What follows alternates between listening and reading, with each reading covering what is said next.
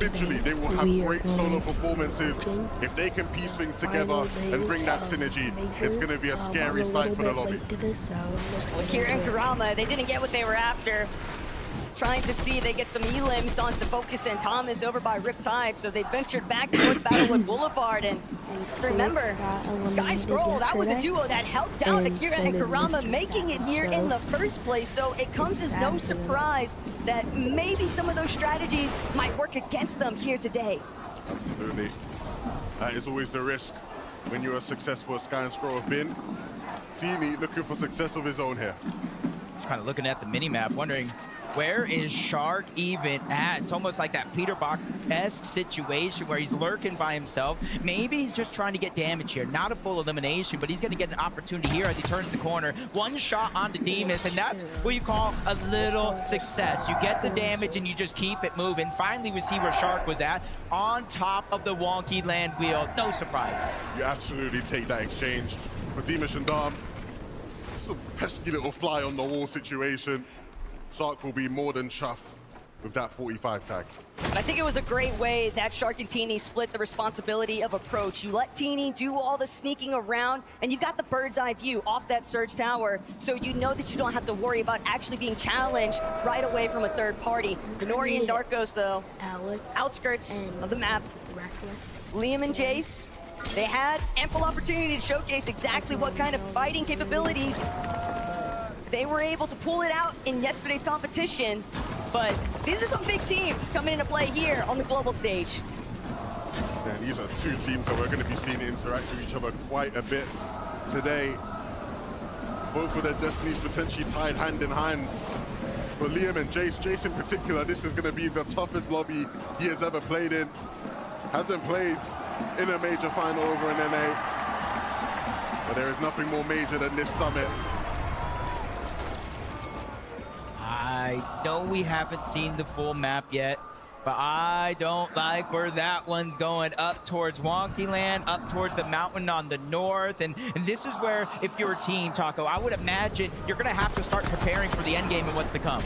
You think so, but for Yapko and Panzer, they're trying to see if they can shut out Nalu and Rainy from even making that approach. They want to see if they can try and utilize some of this early Storm tank, but if they can get the damage done, Rainy will be dropped the moment that he tries to go for the escape, so that's going to be the first elimination confirmed here. And for poor Nalu, despite having 2 elims himself, things just got too scrappy, and now he's just trying to see if he can outlast where Yapko and Panzer are. And this is clearly a big part of Yapko and Panzer's strategy for today. You saw Panzer was playing aggressive towards Nalu earlier when he was in Latte Landing. This is more of the same from this duo, and I would not be surprised if this becomes a repetitive story between these two duos today. I do like this decision from Yapko and Panzer to disengage. Zone is moving all the way towards the west. You can just stay in front of a lot of the teams. You can turn around and do exactly that, what he's doing. Backtracking, getting Surge, and just keeping it going in a progressive manner over towards the zone. But you got to be careful, because it's not only Nolly that you have to worry about, it's Cold and Rapid as well towards Painted Palms. Problem there for Yapko and Panzer. I don't think they realized that Cold and Rapid were actually sneaking about, coming all the way down from 4 fields. Paradise Palms might be eaten up here shortly, but for Thomas, that early delay from Akira and Kurama over by Riptides has clearly impacted the way that they wanted to actually move around the map, and they are being held yet again by the same gentle mates. Akira and Kurama realize Focus is out. This is a solo. If we can get the additional points, all the better. 122 below the damage threshold. Exactly what I was thinking. You're going to need some damage to close that gap. Thomas, what are you doing? It all comes to an end the second it happens. A playmaker from Thomas, but Kurama shuts it down. A big wake-up moment for Akira there. Very fortunate. Kurama did not lose his cool. You just have to think that those initial shots from Thomas, they weren't warning shots. He was letting you know he meant business. The way that things have started to develop over towards Sandy Strip, a little bit of a slower move Minori and Darkos are not trying to rattle the hornet's nest here. Chino and Pablo. That's how we're starting today's highlight reel. It's going to be a fun 8 games, people. Sky and Stroll looking to begin that journey to recovery.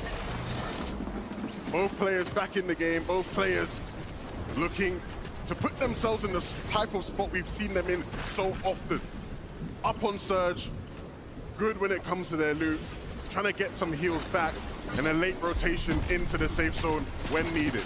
Yeah, that's got to be a good heads-up play by Sky, not only to get his teammate back, but he able to get eliminations, but they're getting jumped on right now. 400 above. Troll's trying to answer the call underneath. He's going ahead and taking a little bit of height advantage, not trying to give up any advantages in a fight like this. They're the only 2 teams this far out of zone. You see the Fizz, they're going to use it to disengage, but Sky turns back, gets one knock, gets the elimination as well. That Siphon is going to keep him alive. I mean, you said they got jumped on. They were the ones doing the jumping. Quickly regained control of that fight, and now sitting in another dominant position. That was all just about the recovery point. We knew that they were going to need some form of a comeback after starting off shaky, and now you get the reboot, you get eliminations to go with it, a pure refresh that's going to allow them to make this dead side rotation later into the zone.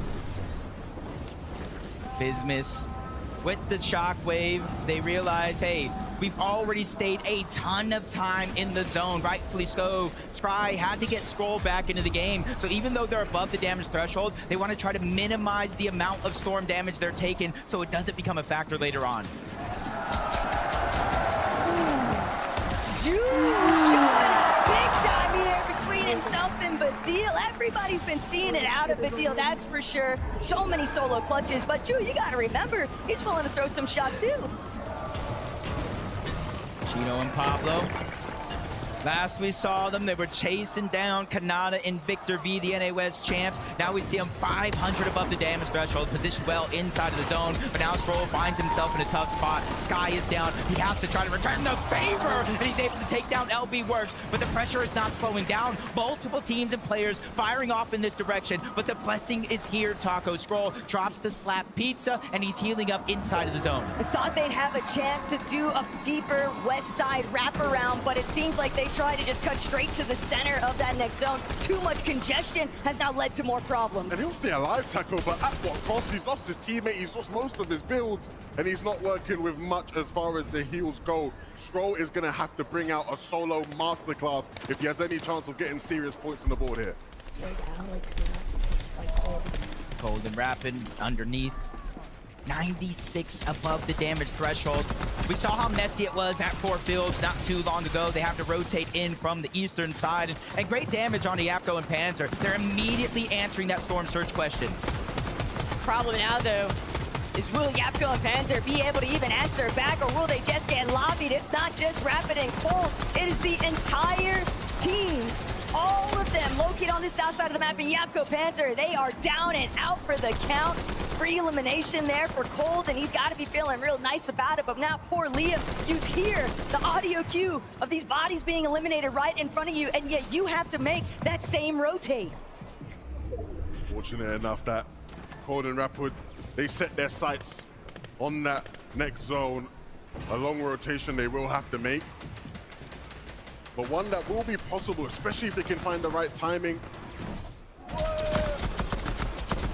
These guys ain't gonna worry about that though. Wow. Sitting in a pretty position to just take shots at whoever they please. Get to see the other side of the coin though for what was happening. Yapko Panzer dealing with Vico Malabuka on top of Cold and Rapid. I mean, the ending was practically inevitable. Great shots from Vico Malabuka, and I know that he claimed nerves, but he also said to all of us when we happened to bump into him, I play best when I'm nervous. Uh-oh, as we tune in to the Kings of NA, Peterbot is down, Pollo's alive, and I'm not sure he's in a position he could even work for the revive. This zone is just eating him alive. The longer and longer he stays back there, he has to shockwave out now. Top 27, no placements in this game have been getting, and he's barely above the damage threshold. Pollo spotted out by multiple players toward the backside of zone. He has the farthest journey to go. Can he make it? Pollo is no stranger to making magic happen on this stage, but here in game 1 there is still so much top competition standing in between him and a good placement. and Scroll's gonna be one of those competitors, even representing as a solo. Reed, Cooper, will he be able to make it to their body loot? No, Pick's going to shut that one down. Unfortunately for Scroll, we'll have to close off the wall, and we get to even see where Reason and O'Reilly are trying to find some of their success. Cringe getting dropped, not realizing that that layer was already occupied. The Germans are getting comfortable already in game one, and they're not going to stop. You see them moving towards the front side of things. They might even want to try and play hype this game if they really, really are feeling it. Regardless, Reason and Noah are here to play in this endgame.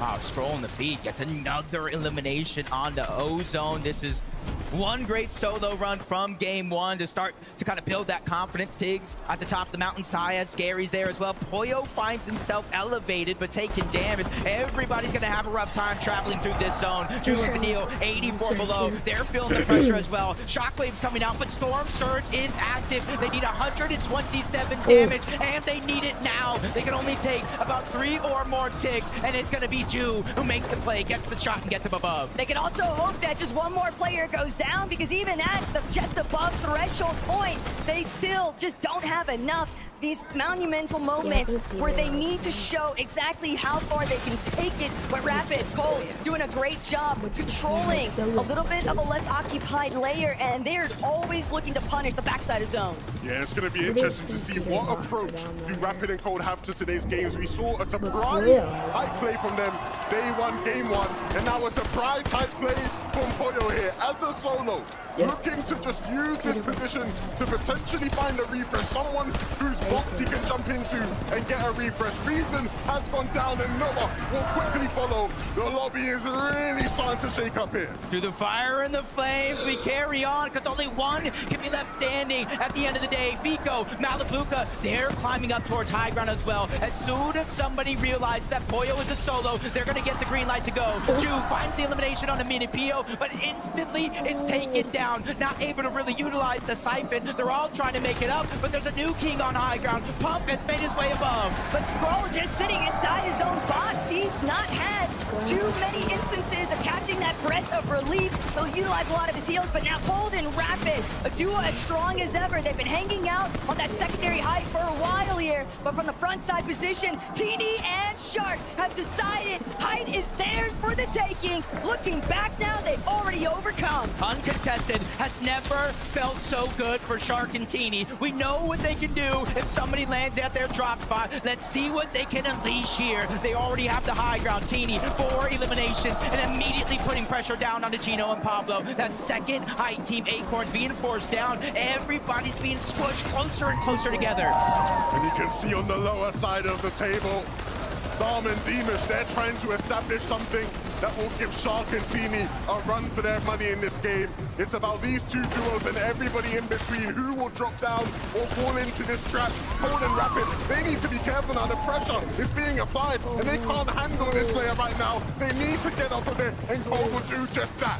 No other options but to forfeit on Hyde and Cold. It cost them everything. They're out of here. Scroll still as a solo. What business does he have in this lobby? 3 eliminations and so many placement points. He is racking up the count. We are witnessing probably one of the greatest solo clutches of all time, but can it last? Shark and Teeny are finally dropping down. They know this game is so close to being finished, and they want to be the last one standing. Pressure on the Shadow and Virgo. Kurama and Akira, they find Scroll. They take him down. They end the legendary run. They have been menaces since the start of this game, and they will look to continue that streak now. Demus and Dom, they have control, but then they lost it, and now they've regained it again. Shadow and Virgo sent back to the lobby, and the Kira will fall as well. Darwin Demus just here to remind everyone who's actually in control when it comes to the low ground front side. Chino looking back. Chino takes out Dark just like that. Chino might be able to bring this one home, but still, as a solo, what's left? Wasn't able to get any of the match, so he gets taken down from it. Shark, Teeny, the future is here! They take game 1 and put themselves on top! It's everything that everyone has been waiting for, and the fact they came to deliver on the first game of finals, that's exactly what you'd hope for. Everybody wondered if the young Shark would step up on the stage, and he absolutely will. What does he have to say about it all, Frankie? Shark, your first VR in a grand final, how does it feel? Normal. It just feels like a normal debut. Teeny, I know you've experienced this before, but what's it like doing it with Shark? It's amazing, it's easy. It's amazing, it's easy. You got the timing exactly right as to when to take height. Was there a point you thought it maybe looked too messy? No, it looked perfectly clean. The game was full on easy mode. We pulled every zone and yeah, just one game. Did you get lucky though when the zone pulled down the mountain? Yeah, we did. We got lucky with zones. Do you need to get lucky again though in order to win more? No. Okay then. Shark, I just ask you one more thing. Is there anything you'd like to say to this crowd here in Düsseldorf? We will win this. You'll win this, okay. I think Düsseldorf heard you loud and clear. We're gonna head to a break. When we come back, game 2.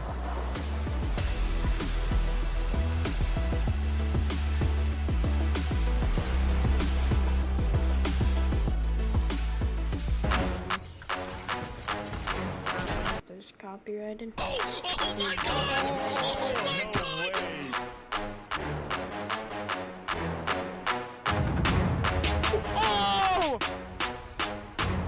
I'm gonna mute so you guys can hear me.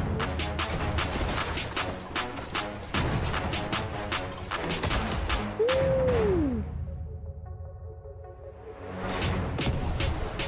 100! I got healed. I'm popping a med bit. Wait, short. Got 6 builds? No, max up. Wait, if you're mid, wait. 100! 100! Oh my god! Oh my god! Oh my god!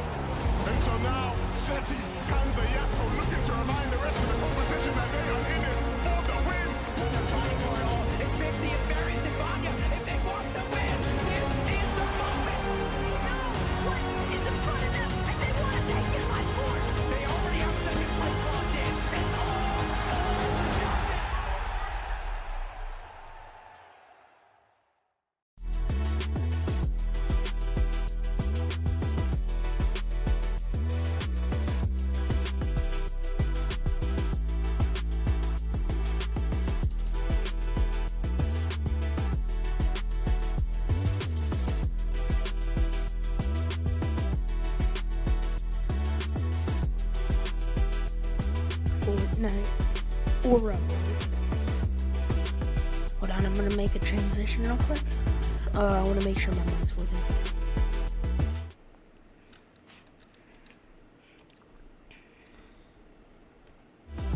Y'all got the new transition. It's not that great. The montage. It's not the greatest, but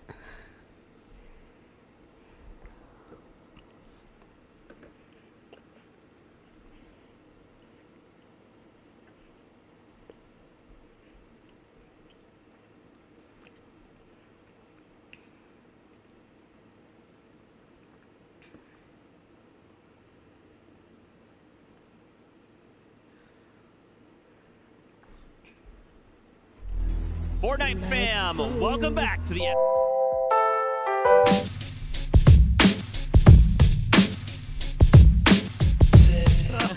Shark and Teeny come out and get a victory royale in game number 1. This is not a drill. This is really bad. Of course, it's really good for them, but man, what a way to kick off game number 1. Saw Skyaz and Scary going up on high. The Spanish fans are going crazy, but look who was lurking in the backside, Teeny and Shark. This was a really important game for them to get right, because not only were they uncontested, we hinted at it earlier, potentially that surprise contestation, but they also got that zone at the end of the game. Huge performance from them when it mattered most. And I was on Bootstream earlier. I said, watch out, game 1, Shark and Teeny, they're going to win it. And look what's happened. So see if they can continue. I hope they can. Man, sometimes it looks so hard to play competitive Fortnite. Like we saw a dude that was kind of just chilling up on the higher ground. Shark and TNA are seemingly like nowhere near in a position to go ahead and contest the higher ground. But the mist comes in, the overdrive comes in, and all of a sudden they go up like 20 layers and they're contesting the higher ground. Just a super sick play for them. Happy to see the guys doing well. So many duos, like so many duos just had little things here pop off performances. I want to let you on a secret, though. Of course, Shark and TNA got themselves a victory royale, but they are not currently in first place. Crazy. That's actually going over to Darm and Deemish. This is why we had to talk about them at the start of the show. Again, there's like, it's like, again, I don't want to use the word dark horse because that's not what this team is. This is a tier 1, up in front, in your face, triple digits after game number 1 team. I mean, a 10+ elimination game felt like something we hardly saw in the upper and the lower bracket. And technically speaking, right, those lobbies should have been a little bit easier than the finals that we have here today. First game, the guys who were kind of calling themselves underdogs, the guys that kind of entered the scene just last year, are in first place. 11 eliminations, controlling, running the low ground. Crazy stuff. Yeah, I just spoke about it for Shark and TNA. They needed to make the most of this game as well, but for slightly different reasons. Yes, we know they land towards that northwest side of the map, but in a different way they needed to make the most of this game. The reason why these guys needed to make the most of this game was that Sky and Scroll were just down to an individual Scroll. These guys are so good on the low ground, and typically on low ground, it's Sky and Scroll running the show. These guys have to play a couple of layers above, but because that low ground was free for them, they could then show what they could do. So for a different reason, they really needed to make that game count, and what a way to do it. These guys are going to be fantastic on low ground, and if Sky and Scroll also again continue to fail to make the end game as a duo, they'll be running the show. I gotta see those standings one more time, man. So many different things. That was just game number 1. TNA Shark, remember they got that VR second place, but look right behind him, Chino, Pablo, Wingo. Chino kind of put in a situation there just to be by himself for just a moment, but you know, man, Viv, I'm looking at this, and you said a name. You mentioned a name, Minimatter. We were both going crazy, Sky and Scroll. So let's think back to the start of this game, right? Gets lurked on by Zoe, suddenly has to reboot, and then Scroll goes on the run of his life, Viv.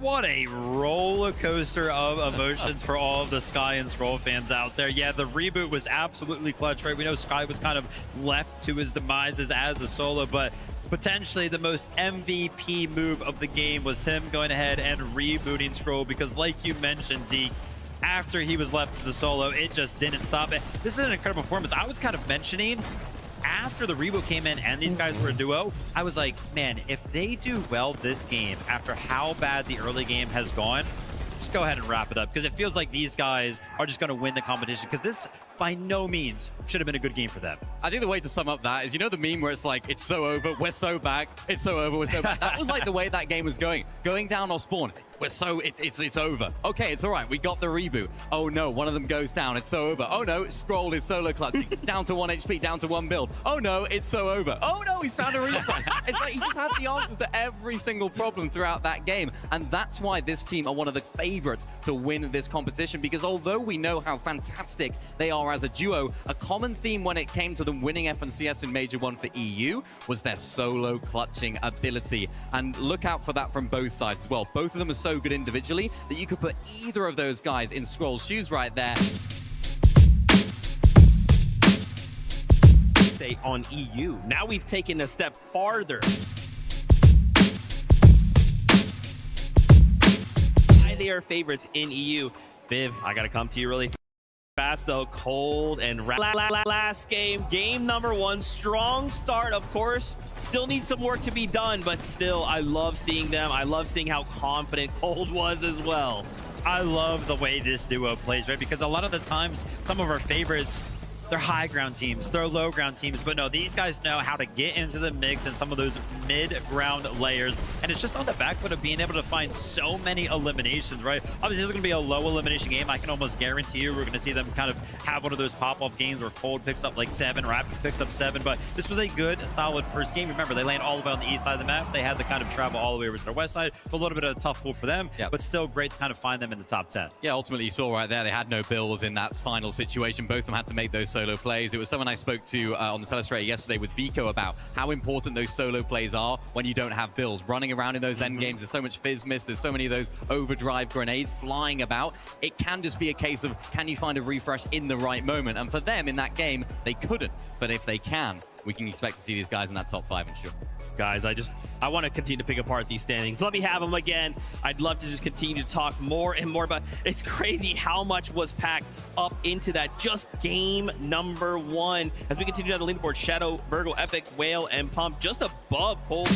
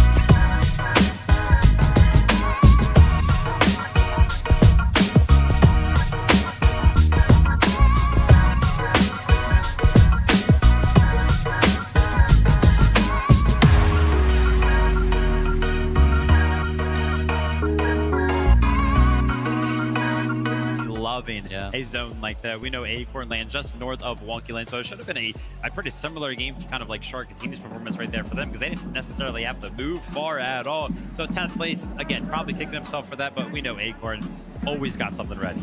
Yeah, especially in Major 1 as well. We've sort of seen historically with Acorn winning Major 1. This Major 3rd place in Major 1 over in NAC, so maybe it's sort of like a little bit of an asterisk. Yeah, we won Major 1 Summit instead. Maybe they were saving it for the Summit, so really great start from those guys. I'm not too concerned if they do get some South zones as well. They have that massive launch pad that's at their drop spot as well, so I'm sure they would have been looking back at how they could use that in the VODs, but this is a team we expect to see in plenty of these entrants. I love that. Can we just double back for a moment? This 8-game format, obviously being in a situation where the first time in possibly a while, possibly ever, we're seeing 8 games. So many players are used to like the 6 games, you know, and even with the 6 games, it's difficult, right? You drop a game, you're like, oh, that much harder to kind of climb up and reach those points.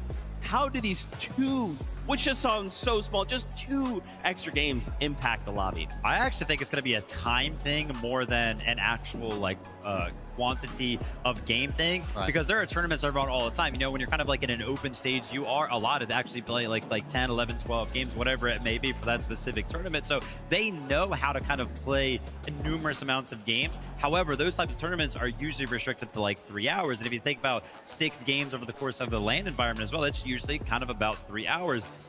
I think just the time, right? It's going to be a long time up there on the stage. I actually saw when we were kind of walking back out here to the stage, there were a lot of players already kind of taking quick little breaks as well. So after the first game, man, these guys aren't really feeling too comfortable. They've got to get their minds right. Well, my mind is right, and it's ready for game number 2. So casters, take it away.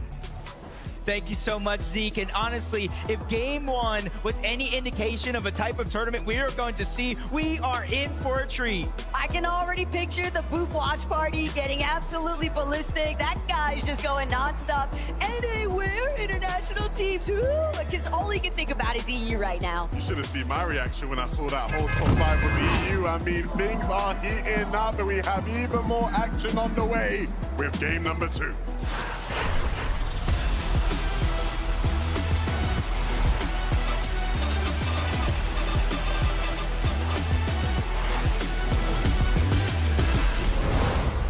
Insane solo clutches, huge elimination games like Garmin Demas just had. We've had a cinematic first game already, and I'm definitely in it for more. In that last game, we kind of saw Cold and Rapid, not necessarily contested, but a good portion of the lobby already rotated on over.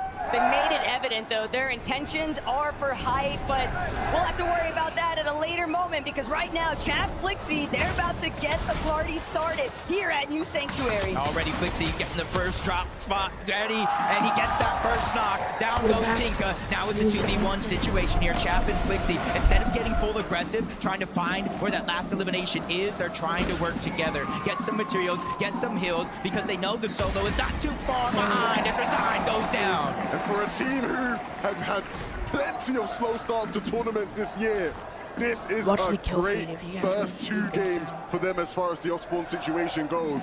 Quick wipe twice in a row. It's going to leave a lot spectating them. to wonder for game 3, but now Pump, Epic Whale trying to have similar success, and they find it 2 quick eliminations to kick things off. Now opens the door to see what they do next, because they're definitely going to be looking to try and apply some pressure over towards other parts of the map, thinking Wonky Land, but maybe even lurking elsewhere, pushing further north. Yep, contested drop. That's how Epic Whale got the first elimination onto Hero. Sees focus across, and they now kind of use their numbers to go ahead and get that elimination. And Epic Whale and Pump have been on a journey from Wonky Land to Riptides to now this split drop here. And as we tune into Cooper and Reek, you will notice 2 eliminations between them. They took down the Asian duo. Rainy, Nalu landed on them, and we'll be regretting that as they will watch the rest of this game on that stage. Uh-oh, we'll tune in again. Rajan and Noah Riley, not even the best loadout here, looking like they were trying to take the fight. A contested drop means you're not going to get everything right out of the gate. Surviving with 9 HP. He is blessed here with a second chance at life. But you see, there's 2 teams directly nearby. We know 2 teams are north towards Latte, and with so many more towards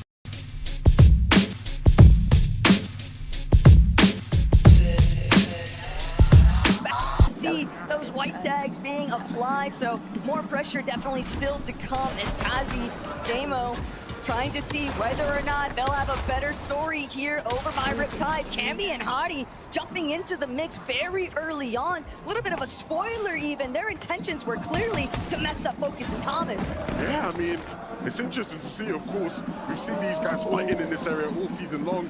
We've seen Focus and Thomas make lurk plays like this all season long, and this might just be a successful one as the fight ensues, as Focus and Thomas come hooking in. They're ready to take control of the fight. Hari not prepared for the damage above. And it might just be Focus and Thomas's fight to win. Hari, no match. Cammy will go down. A great start to the game for Focus and Thomas. That's exactly what Focus and Thomas needed to, but the message had already been sent. The rest of the lobby now, they have it read because Thomas is just finding so many crucial moments very early on. He's got that rhythm going strong. That's one thing you kind of learn over time. Don't poke the bear, you'll awaken the beast. I think Thomas and Focus knows they need a decent game here to go ahead and place towards the top leaderboard. Poyo is down. Peterbot left by himself. 1v2. We've seen the exact opposite in the last game. Poyo was able to kind of clutch up decent placement. 28 points. Peterbot now with the pressure on. One of the greatest of all time. Has to prove why he still is one of the best, but he's getting pressured from all around. 2v1 situation. Dropped down to 65 HP. Even with a full chug and some splashes, he's still outnumbered. And now we will learn which version of Peterbot are we going to see in this competition today. He's already in 17th place after that first game. Not where anybody thought one of the uncontested teams in this game would end up landing. But no Sif and Izzy, they're going to let the dust settle. They're going to let Peterbot possibly get away as a solo. But how do you give Peterbot this much grace? You have him isolated as a solo. You are strong with your duo, and yet they just don't feel like the juice is worth the squeeze because they recognize Darm and Demish already on the move. And we always talk in EU about how there seems to be a lack of respect between people, but even here, Izzy and Nosif respecting Peterbot. They know what he can do when you give him enough time and space. Now gone over to Battlewood.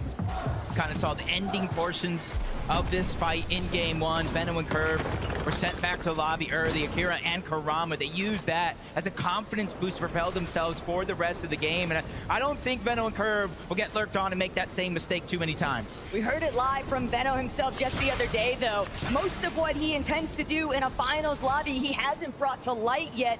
Could this be another one of those methods? Only time will tell. But for right now, Curve, Venom, they've had so many of their plans kind of ruined just having to constantly engage with these teams south of the map.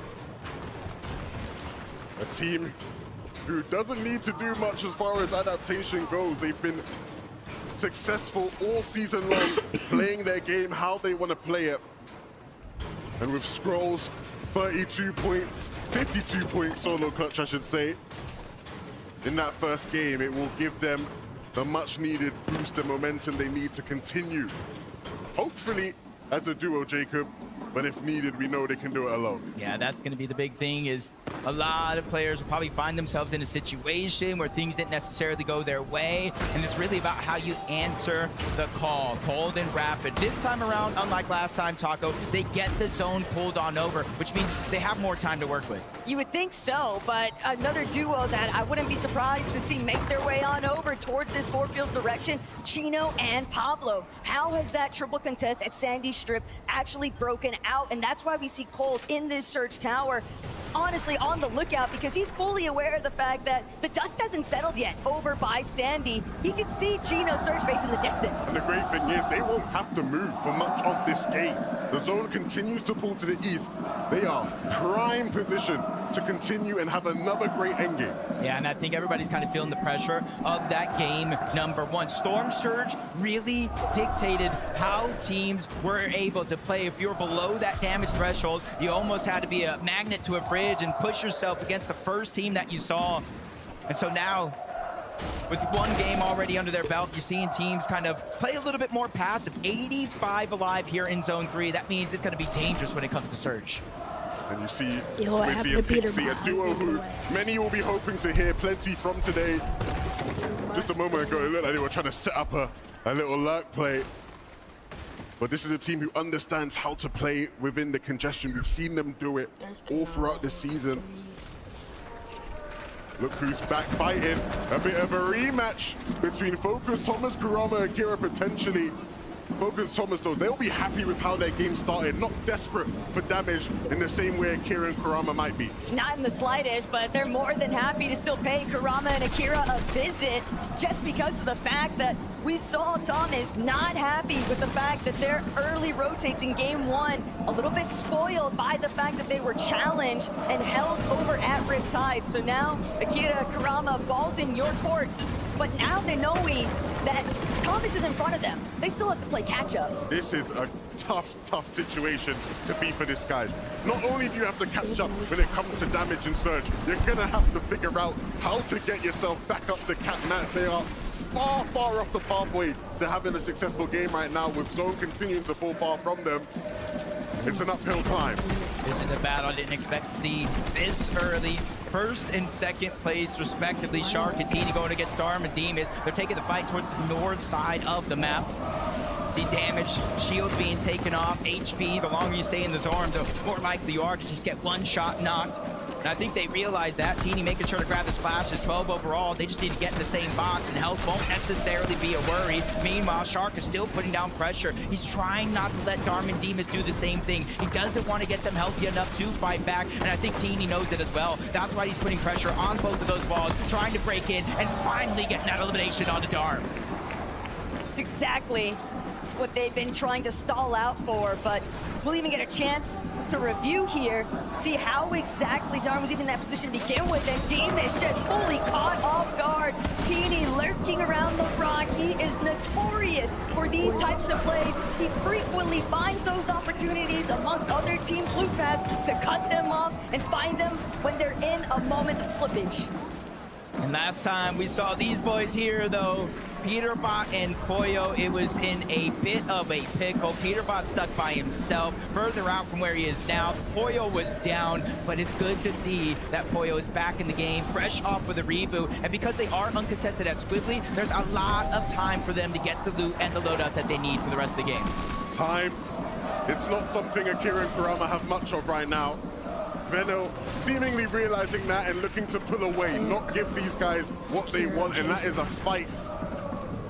Veno and Curve need to make good of this game. We saw just how quickly things can turn for you when you are potentially fighting people off spawn. You have to make every second count. And Veno's always been one known for liking to play through the storm into later zones. The only thing that might threaten them here in this matchup, if they don't run into QNDX and Phantom, is storm sickness itself.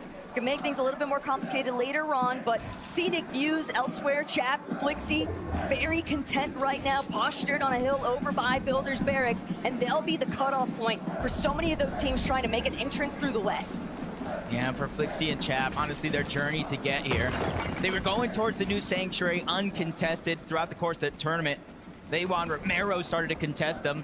And not only that, kind of beat them off the spawn, forced them out of the POI. But Chap and Flixie, they went ahead and made the proper adjustments in order to qualify here for Sunday. Yeah, they started off the game super aggressively after winning their off-spawn fight. They ran straight over towards Werex and Kuduro, and they took Werex down. We'll see if that aggression continues throughout the day.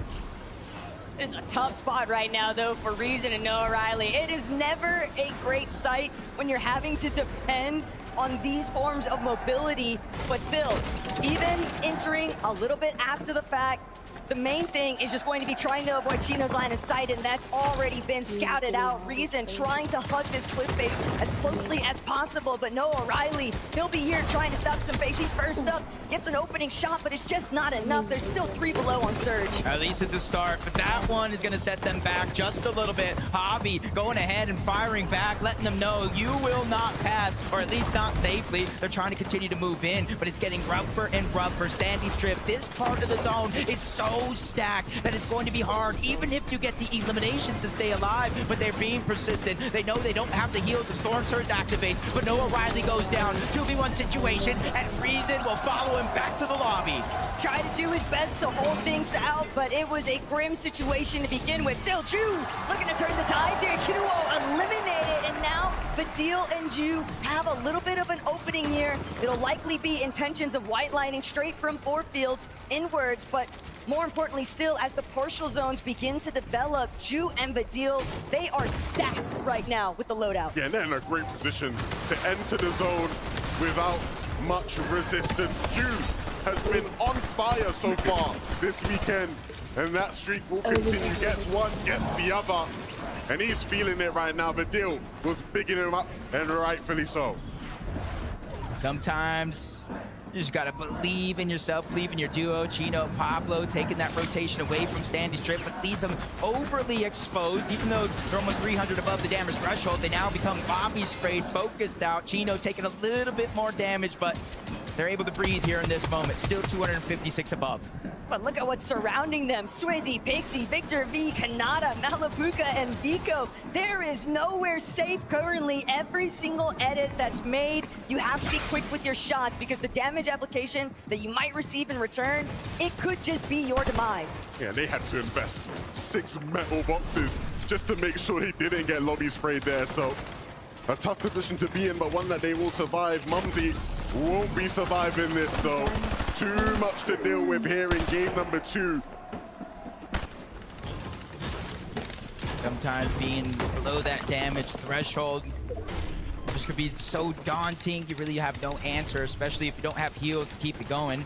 47 above though for Acorn and Bolts. Not necessarily a strange position to see him in, especially where the zone has been going, but they need to be careful. Right next door, Peterbot and Poyo, and they are below the damage threshold. That means anybody can get it at this point in time because they need an elimination.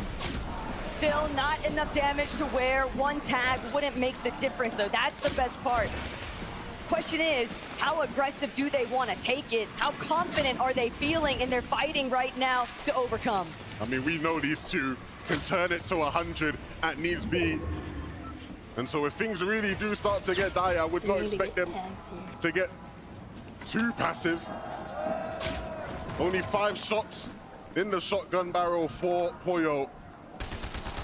But he only needs 1, we know that, boy. And right now, it just kind of looks like a solid strategy. They're close to the zone. They're trying to out-heal it. They're hoping, praying even more teams have to rotate on by, and there goes that first find. Diminished. He's going to go down. Even if they don't get elimination, they got at least 1 tag, but they're still below 13-2. It's not looking good so far, but they're so patient. They realize they cannot get desperate in a situation like this because all it takes is 1 moment of weakness to cost you everything. It's just the repercussions of that first engagement. They tried to exchange big blows, but they ended up losing a good chunk of their surge along the way. And when you find yourself net even, it makes every single moment matter even more so because you're just constantly teeter-tottering between the two, above and below. Yeah, look, they're opting to try and out-heal just to keep themselves in the game longer, to maybe extend that window of opportunity for a refresh. And you're seeing Peterbot activating right now. It's Bolts he has his eyes set on, but they won't give it up too easy. You see now the desperation has kicked in, Jacob. They want to get in and fast. Yeah, they realize we can't continue to out-heal this. We'll have nothing left over. Storm Surge hits. Peterbot goes down. Poyo trying to stay alive. He strikes Bolts down. Still below the damage threshold, though. Active Surge. He finds himself above by cleaning up that elimination. Miracles do exist. We told you he only needs 1.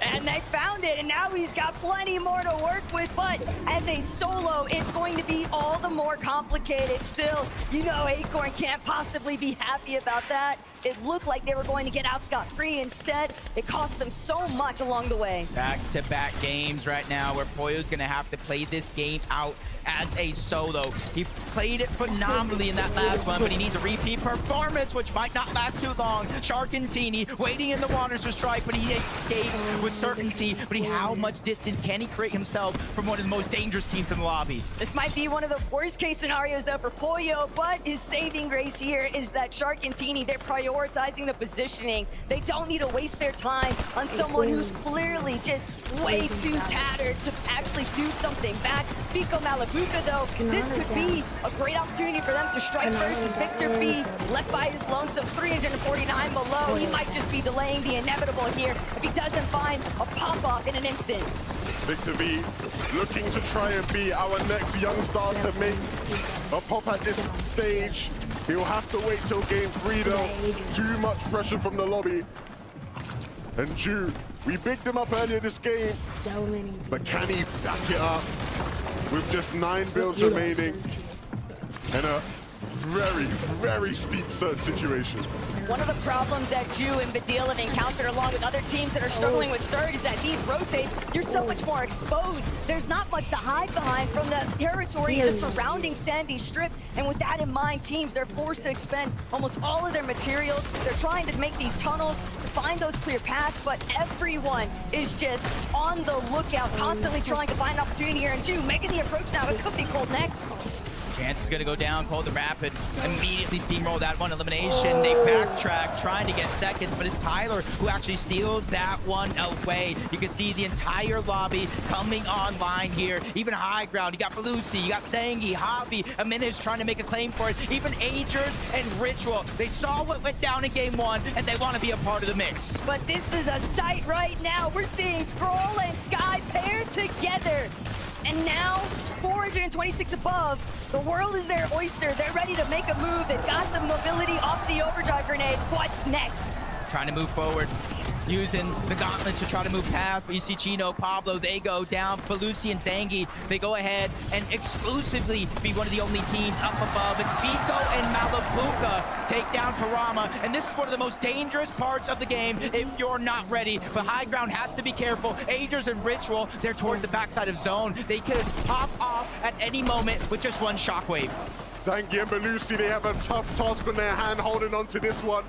They have to be eagle-eyed as Vico and Malabuka look to potentially make a play in the back. They will just move towards the front side, maybe just waiting for that next zone, that next opportunity. They certainly have the resources to deal with it, and the chop will come out.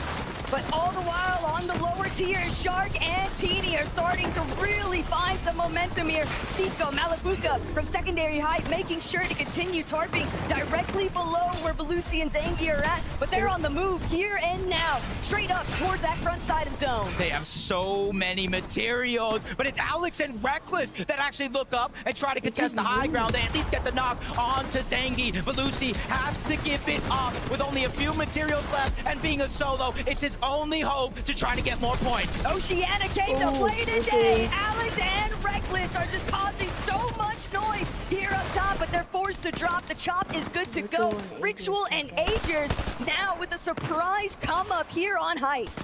Jacob called them out. They were waiting in the wings, waiting for that opportunity. And as soon as they sensed some weakness, they went up and took it. But now it's about delivering and closing this game out, as there are still so many duels left in this one, trying to fight for the win. You got Thomas trying to move forward, reunite with Focus, which is a necessity because he has 0 builds left. Even with 7 eliminations, they're falling short in terms of materials in the end game, and eventually they're getting closer and closer to Sky and Scroll. But it's Shark who goes down. Sky and Scroll will not be denied. They're just taking everything from everyone, but Scroll yet again left as a solo, beaming Ritual up on height, but now he's made his presence known, forced to drop, but he has the builds. He's ready to make a move. Ritual Agers, though, they denied any team from coming up once. They're going to try to look to do it again. 5 eliminations from Agers. Spoke too soon. 6 eliminations for Agers by himself. But down below, you have to be careful. Vico and Malabuka, they are the ones that are running the low.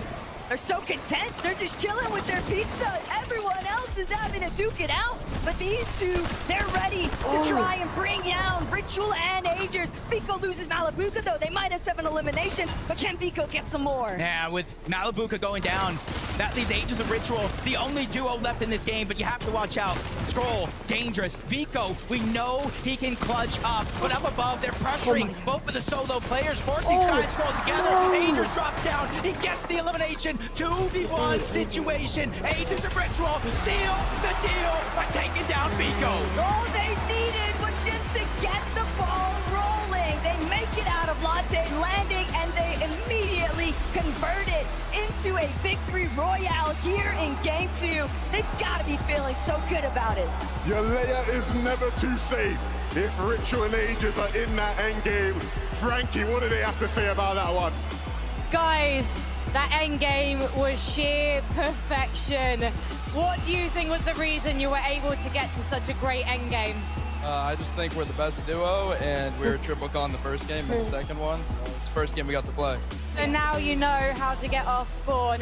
Ritual, it's interesting seeing you manage to take height cleanly. When we spoke the other day, you said you were more comfortable mid to low ground.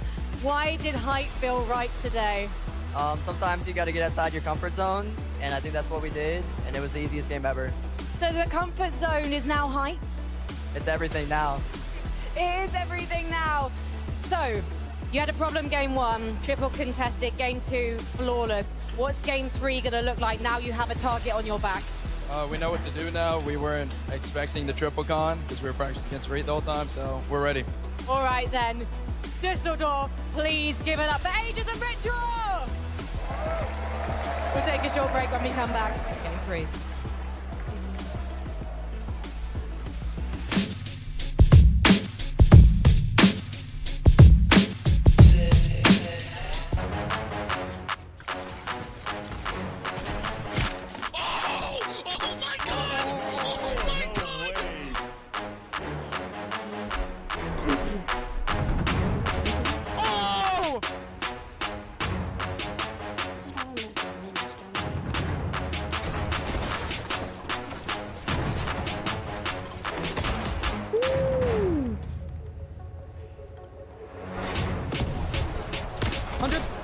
I got hit with that one off. I'm popping in that bit. Wait, short. Got 6 builds? No, max up. Wait, if you're mid, wait. 100! 100! Oh my god! Oh my god! Oh my god!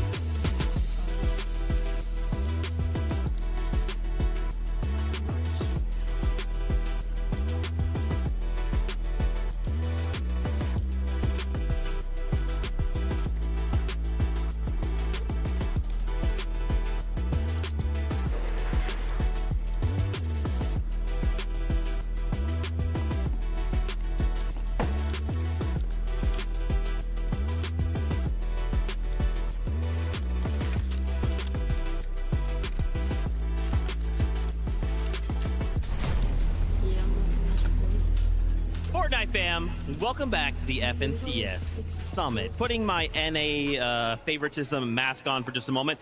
What's up? NA out top of game number 2, that's right. Ah! Okay, took it off there. Unbiased Zeke back. I come back. Crazy stuff. Wait for one map back on. Ages and yes! Ages and Ritual, get up here. Okay, back off. Anyway, sorry about that. Sorry you had to see that.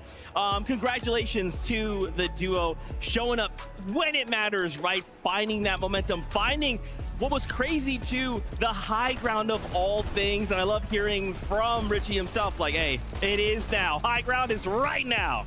Zeke, I don't need a mask. I feel like the slightest increase in how big my smile is after an NA team wins a game should be telling enough. I mean, incredible game from the boys here, and we were kind of watching this one fizzle out, and it's like, you know, we kind of tune into them. They're on the high ground, they're chilling. Agers, man, ends the game. What was it? 8 eliminations. Ritual over there with 0 as well. Obviously, we know Ritual is good at making those IGL calls. That's what he's known for. Yeah. But Agers having a performance like this, man, incredible to see. Really, really nice to see these guys clutching up, claiming that high ground as well. The way they took height was absolutely perfect. Took it at the right time as well. Something we've sort of spoken about throughout this weekend is the time that you take height is super important. If you take it too early, like we saw with teams like Alex and Reckless, took it a little bit too early, had it taken off of them. But there's a point in these end games where if you have it at the right time, you can ride it out to the end. And especially if you're a team as good as those guys, they are capable of doing it. Triple contested off spawn as well. Like I mentioned in that interview by Nalu and Rainy was the sort of surprise con from the East. Really, really great job from those guys. Yeah, that's not what you would want to hear, right, on LAN. Yeah. Oh, we're triple contested. Apparently, Agents Ritual, they do not care. We have a listen-in from that last game. Let's check it out. Yep. I got blasted. Coming over? I'm good. Where? I'm med bombing. Yeah, watch this back wall, it's weak. Okay, Holding it, but... Be awareness for me. I'm grabbing slices. I'm just holding walls. Give me some hearts. Yeah, delete those. I'm 5-0-1. I'm good mats. I'm good mats. Holding. You hold. Hold. Got it. Dead. 150. Holding. Hold. Can't get it. Second. Wait, I pizza box. You wanna play all height? You wanna go height now? I'm down. Can't throw it. Throw this. Right. Jumping in, spraying. Spraying second height. Yeah, spray it today. Break. Zone. Med bomb. Look at it. Yeah, I'm staring. He's going up. I'm in. Dead. Come on. Baby. Come on. That's what I like to see. What's really interesting too, of course, they had the high ground, but then in that like kind of pivotal moment, they're like, let's just drop low ground. They're expecting us up there. Let's just take the fight to them, catch them off guard, blindside them, ends in a victory royale. Yeah, incredible stuff there. Love to kind of tune into the listen-ins, because something that we can't really pick up when we're just watching them heads up is like, what are all the things that these teams are aware of? You kind of heard that he was calling out head mist, in zone. They could, you know, overdrive up with that. So they were fully aware of that. With that game right there, after a rough game, number 1, Agers and Rituals find themselves flying up the leaderboard. 30 spots to join the top 5. You know, we needed an NA team up there. But yeah, they're going to be 4th place after that one, 105 points. Yeah, really, really great performances, guys. I'm looking at first place right now. The new first place on the leaderboard. Teeny and Sharp. We got to bring it back to EU, all right? That's what I'm here. That's right. These guys started the game really interestingly. They actually lurked on Dharma Dimash, our ex-first place team, and took them out of spawn. Really bold play at the beginning of this tournament. They've only just had 1 game prior to that. So it's like we are playing for the win already. We are trying to take this by force, and that is what they then continue to do for the rest of this end game. Exciting stuff. You know, we're only 2 games in, but it starts to feel scary when Mini Miner kind of makes the point, hey, listen, you know, Shark and Teeny game number 1. You guys got to make the most out of that. They did. It comes over to Wonky Land. They have a great game. This was nowhere near Wonky Land, man, right? They had to rotate across the map, but they still did very, very well. And that's when it starts to get scary for me, when I start to take a look at how good some of these teams just are at playing Fortnite. And not to mention this change in strategy as well, like you mentioned, early in the game. So they look prepared.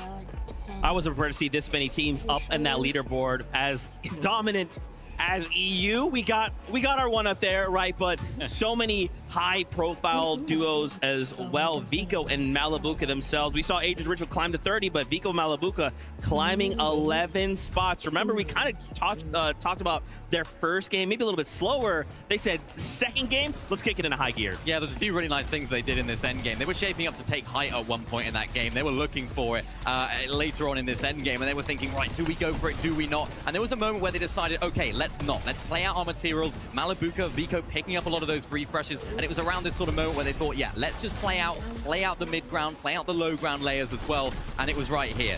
Vico decided, yeah, let's just try and play out as much as I possibly can, going back into the storm. And then, of course, when Aegis and Ritual came down, they took out Scroll. So he managed to clutch up that second place. And something that I just noticed about Vico, right?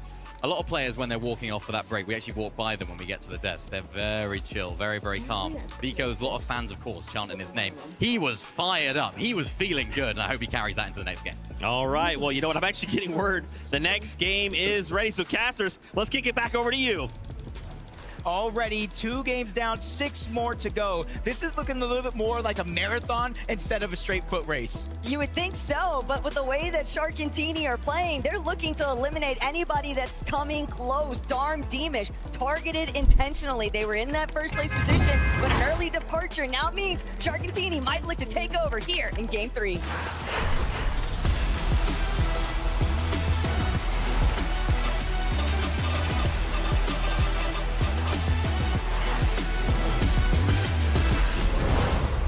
We're still in the beginning stretch of the entire tournament.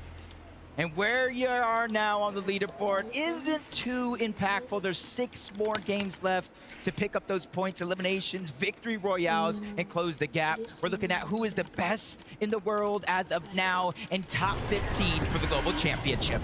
And we're already seeing one more of these hotly contested off-spawn battles. And it's up to Hero now to try and make sure some of the mistakes of previous games are not repeated. Epic, Well, and Pump did not come to muck about at all. They are ready to win this fight.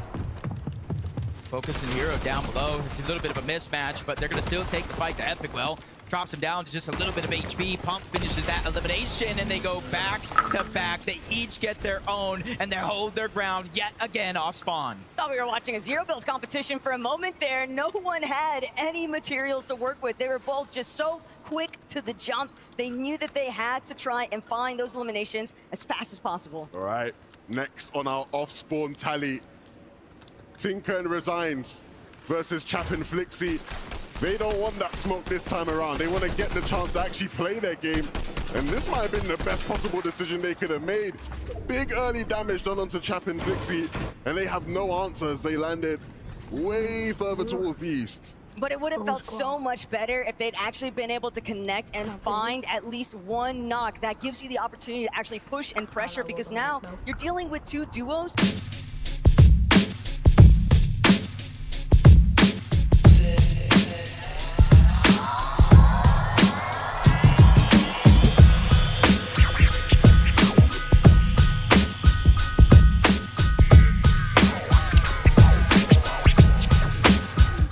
And so things here at Lalte still haven't been figured out as far as what the dynamic of the day is going to be.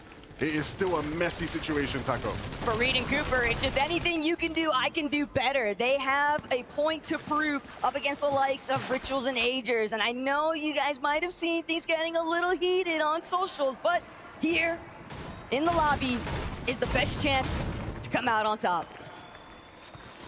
Every single time Noah, Riley, and Razan just kind of pop up on the screen, I just hear the arena erupt. I've never seen so much energy outside of last year's Global Championship, really kind of giving it their all to their favorite teams. Is something that you love to see. And for Noah and Razan, they're just doing a good job here, not necessarily putting it all into just one contested fight. They're saying, hey, we might not get the best loot off spawn, but this is something we can gather as the game goes on. And already in Game 3, major off-spawn switch-ups, Rainy and Nalu, the Asian team who had had their struggles landing in the northeast of the map, trying to take fights in Lalte that just weren't working, have now decided to land at Riptides. And I'm not sure if Focus and Thomas are quite aware of just exactly where they are. But at the same time, they didn't exactly have anything great to work with. They have to be so precise with when they pounce if they want to net any kind of eliminations here. Momsy, Skyjump, they've had so much difficulty just trying to find their footing in these first 3 games, and it's looking like things might go from bad to worse here if Momsy isn't careful. Yeah, this is a tight situation because they're fighting a 2v2, but then you got Shark and Teen, or at least one of the two, over from Wonky Land, disrupting this fight, third party causing a little bit of a distraction, landing some of those shots on a Skyjump and Momsy. And if they didn't get tagged up, that would have been a huge green light to go. And I understand the aggression from Skyjump and Mumsy. They really struggled with Surge in that last game, but you have to pick your fights wisely. You don't want to put yourself in an even worse situation as the games continue. And traditionally, Skyjump and Mumsy have been the team that just actually gets a third-party profit whenever they're challenging others on the map, but those opportunities just not presenting themselves here today. Other teams kind of fluctuating with their rotational paths, and another one that's been impacted from the start because of that early split. Tinka resigns. Chap, Flixie, they still have to figure out who's going to actually come out from this position. Yeah, and because they split that drop, you kind of saw it in a moment. One of them is out of medium ammo. That's going to be Flixie. He's no longer going to be able to put pressure from up above. He does have the Chaos Reloader shotgun, so he can fight back, but that go ahead and controls, or at least changes a little bit of what they're able to do here. They can no longer continue to fight safely, so they have to disengage and find a little bit of more resource. King and Tails surprised the world yesterday with their qualification into this final with a big win. Started off the day ruining the party for the NA Central champions, Venno and Curve. And now looking to make waves here again in game 3. Oh dear. What do we have here? Vidil and Ju. Ju taking Reason out. Friendly fire going on. It's like in those moments, you can just tell the crowd's not really sure whether to be happy or sad, but ultimately, only one can survive at the end of it all. And for Vidil and Ju, they've managed to come out on top, but will it be short-lived? Because Kanata, Victor V, creeping around the corner, checking to see whether or not they can get into a better position to find the opening tags. And for a team from NA West, where they typically stayed at Sandy Strip, in order to get a lot of their Storm Surge on that region, they were uncontested. So a huge difference maker coming into the weekend, having 2 other teams land there. Games 1, Games 2 didn't go their way, and now they're forced to flip the script, trying to get a lurk play. They probably heard the noise in the distance, and they're trying to go. Not only that, but Kanata and Victor V, they are so exposed. If any other teams just happen to get a little bit of leverage, a little bit of height, they'd have the chance to see that these two are out in the open right now because they don't want to make any sound. They can't really afford to toss out a build. They want to ensure that Ju and Vidil are completely caught off guard. Vidil and Ju, though, from the way they're playing, seems like there's some sort of inkling something is being cooked up here. And I hope they persistently stay on top of it, and they will. The jig is up. Kanata and Victor V will look to dip as they realize there is no free opportunities here. Urban Venno, game 1, didn't necessarily expect to get lurked on the south side of Battlewood Boulevard. Ever since then, I feel like they've been put on notice, Taco. A lot of their tactics have definitely revolved around their fighting potential. Both of these players are able to deliver some big blows and some big clutches, but at the same time, you can't factor out the competition, and it's scaling up with every single match that goes by because everyone's looking for the perfect adaptation. Lurk after lurk here. Thomas HD and Focus trying to do the same things. LB Works and Bot, they're the ones up above on the mountain, but the Bush just hiding their exact location. So Thomas and Focus, they're gonna have to take what little information they currently have here and try to figure out how they're gonna run away with it in this play. Kind of moving from the bottom up. There's a huge height advantage, natural terrain, so they can see it, but they might have spotted out Bot, just kind of run off to the side. This could be a chance for them to try to take a 2v1. Yeah, they've got to know that there's a solo in the bush now, but he's also aware of the potential of someone to come. If they can find the right timing, this will be a great 2v1 opportunity. They might also just patiently wait for Bot to return. No, they'll jump into the bush. They want that damage. They want that fight. They saw Bot leave the hill and decided it was their time to strike. Yeah, at least Bot came back, trying to draw back a little bit of that pressure. They did land some damage, though, so that's the confidence building for Thomas and Focus. Good shots connecting yet again, but the distracting third party bringing everything to a halt in this moment. Thomas focused, they immediately box up on top, realizing we're in the zone. You still got to come to us. And now they have a moment here where there's a little bit of an advantage here in terms of positioning. Their prey just barely managed to escape. Thomas was trying to find that full box in, but it just didn't net itself in his favor. And now, because of the shots ringing through from Battlewood Boulevard, it's just going to be another delay, another slow down. And they've had a rather solid start when they've made it out of Riptides, but it's evident that they are on the hunt for some very aggressive plays. This was my fear. With New Sanctuary, if Resigns and Chap couldn't figure things out between themselves, would things start to get messy deep into the storm? And that is what we're seeing take place here. They can't close it out. He's able to escape, but he will continue to hunt. Yeah, and it puts you just in a tough situation. Whether you win these fights or lose these fights, they're so drawn out. You're trading damage. Even if you get the eliminations, Taco, you're not necessarily going to be above that damage threshold. And with the zone pulling far away, it's going to be hard to get it back. They've just spent so much time fighting and dealing with each other that they've left both of themselves in just worse positions, because even for Resigns, even if he makes it for the reboot opportunity, Chap Flixie, they're also still left in a world of hurt because so many other teams are going to look to try and hold them captive inside the storm, not giving them the proper opportunity to rotate through the edge of zone. Last time we see Curve and Venom kind of lurked in a different situation, trying to play safe. But as we tune in now, empty item slot, but they're going okay. On the other side, though, may not be necessarily the same. Malibuca dropped down to just a sliver of HP. Vico, though, able to save the day, pick up that knock, get the elimination, and is now giving Malibuca valuable time to heal up before they have to make their journey to zone. Hey, go Vico, go after all, and this is exactly what the young superstar needs to be doing. Malibuca on the ropes, and just like that, Vico able to turn it around.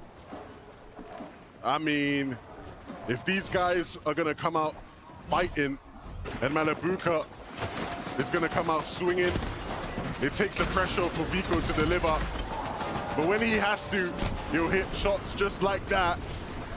Darman Demish, a second chance in this lobby. They started the day on top. Their second place competition took them out in game number 2. And here in game number 3, they'll look to recapture that first place position.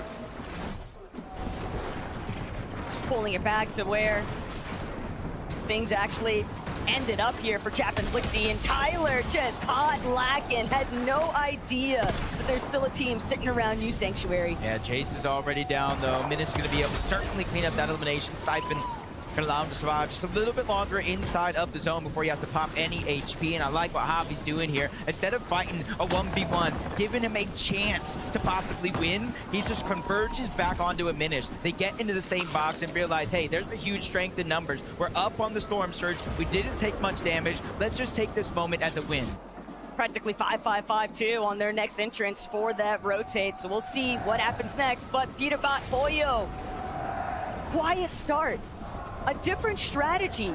It's very foreign to see these two not with a whole slew of eliminations already built up in their counter, but they have clearly devised a plan and a strategy that revolves very heavily around playing inside of the storm.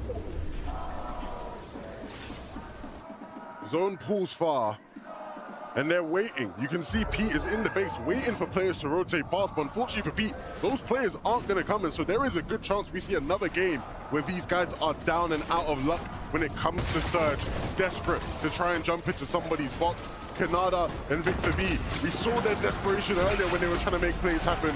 Now the situation has worsened. They have to make something happen right now. This is the only decision they can make, but it's going to be one they're going to regret. Kanada goes down. Matt and Cole were able to get that elimination, and these guys have been the unsung heroes. They qualify out of NA. They make some big plays. They make it from the upper bracket, and now they're shining here in Game 3. First elimination, sometimes that's going to be the hardest, but Victor V finds him so down in the depths when it comes to damage. Almost 400 overall. That's almost 2 full eliminations worth of damage, and that's where it gets tough, because even if you're able to take down Cole, you're at a disadvantage, 2v1, and this one's going to be tough. Victor V can't even afford to stall. The Surge is just going to start ticking away at his HP, and for Matt and Cole, they've already gotten exactly what they were after. Sure, Vic's able to pick up the splashes, but what else could he do with it? They need to be careful on Victor V's side and on the other side with Peter and Poyer lurking in the zone behind them. Veno and Curve, what do they have for Resign and Tinker? A great little lurk play. We've seen Veno do that many times over the years, and he did that as well in the NA finals, and Tinker and Resigns clearly weren't prepared for it. We've seen how things fared for one half of that stalled out engagement over by New Sanctuary. Flixie Chap trying to see if they can change their fate though. Opening starts, seems like it begins with Liam. Yeah, 35 below the damage threshold. Looked like Liam was going for the reboot. He gets denied. But you notice they went from barely below the damage threshold, getting that elimination, to barely above. So for Chap and Flixie, when it comes to Storm Surge, they're not safe just yet. Even Agers now winning that game, going and kind of trying to ride that momentum. It gets cut short, 151, and it's active Surge. Just ever since the start, when you're not able to fully survive that off-spawn contention, you're going to be left trying to play for the leftovers. And for Agers and Ritual, it's very obvious that this zone pool has not done them any favors either. They've had to go cross-country, but Agers looking to get fraggy with it. Won't get the shots to connect, though. Cringe and Twi instead come out on top. It was always going to be a difficult game with how things started off for them, even after that impressive win they got, but this duo is not out of it just yet. We will be hearing more from them over the course of this day. But for now, they'll leave it to the rest of the lobby to cook up for us. For Deal and Ju looking to do just that. Ju already started the game with one of them onto Reason, and they will look to quickly improve on their standings. Just 30 points so far, but plenty more to grab in this one.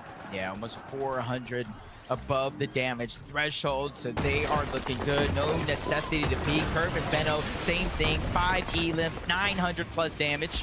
Gets cut short a little bit as they kind of break through the builds, but you see in Veno and Curve persistence here. They see a pile of loot, but instead of just running in, getting greedy, they're playing very, very calculated. This might be where they fare best, though. They want to be in the thick of it because that's where they'll get the best opportunities to shine. Catching players off guard, trying to work their way through those lower layers undetected by the teams that are already boxed up a little bit higher up on height. And speaking of which, Shark Teeny already trying to get that little bit of leverage because they need to find a solution to being underneath the surge threshold.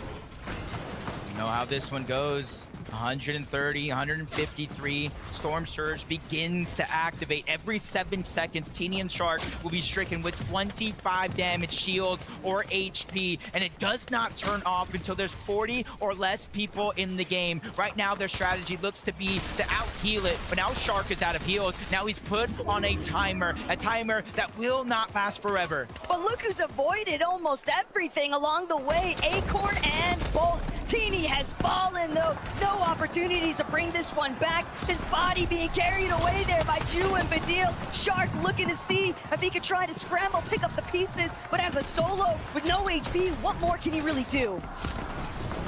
He doesn't look like he has the answers to that question, Taco. With just 1 HP remaining, Shark and Teeny will leave their first place spot up for grabs. So many of our Titans go down earth, and you're kind of seeing how Teeny was able to go down, but Dio and Ju just caught him lacking, edit the wall, and get that elimination. Even during all that chaos, we saw Cold and Rapid went down as well. Veno's gonna get knocked. Curve trying to be a hero. One knock's already there, trying to get the second onto Sky, but he gets denied that opportunity. Rightfully so. He goes right back into the box, trying to get the revive onto Veno with his own pushing him in. He can't be the hero he needs, but there's still a knock right in front. Curve trying to save the Siphon for the last moment. Curve needs it to kick in now or never, but he can't afford to see if he can find another shot. Eventually, though, he might be saved just in the nick of time, but when you've got 2 Titans of the lobby, 2 major champions going head-to-head, now's the time to see who's really on top. And Curve might not have been able to save his teammate, but Sky certainly could. Stroll back in the game and back with a chance to make things happen. Curve with just 17 HP needs to tiptoe his way around, and he will be caught out. And so it's up to him now to get things done. On the front side of the zone, Shadow and Virgo positioning. Pixie looking to do the same. Malabuka, Vico. We've seen how strong they've been so far today. Will this be their opportunity to take first place? They're trying to get that whole side of the zone, but they get cut short, cut off, kind of tagged up all at the same time. Vico's going to go down. A lot of pressure has just been put on Malibuca's shoulders. 132 points. They're so close to the top of the leaderboard, they can taste it as he tries to steal another one away, but that one's going to go to Momsy. The flank comes in. He doesn't hear it. Swizzy and Pixie take him down. Swizzy and Pixie are primed and ready. They are just looking back, spraying down every single one of these teams. All of the players that are just a little bit too late to the punch. And now Pixie, Swizzy, with the damage having been done, they're ready to see whether or not they can make their move towards frontside. If these guys can rise to the occasion today, it would be exactly the type of story you expect out of Swizzy and Pixie. Peterbot playing the storm now as all this madness ensues.